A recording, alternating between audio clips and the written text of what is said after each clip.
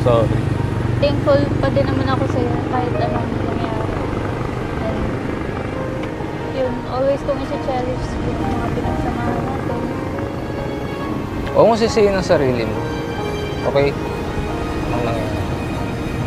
Ang mahalaga, magpatuloy tayo sa path na dalhin tayo ni Lord. Pagbutihin na lang natin.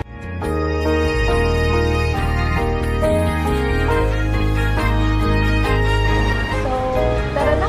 Baka hinahanap tayo ni Kuya Rob. Tara. Salamat na din. And good luck sa'yo. Bye.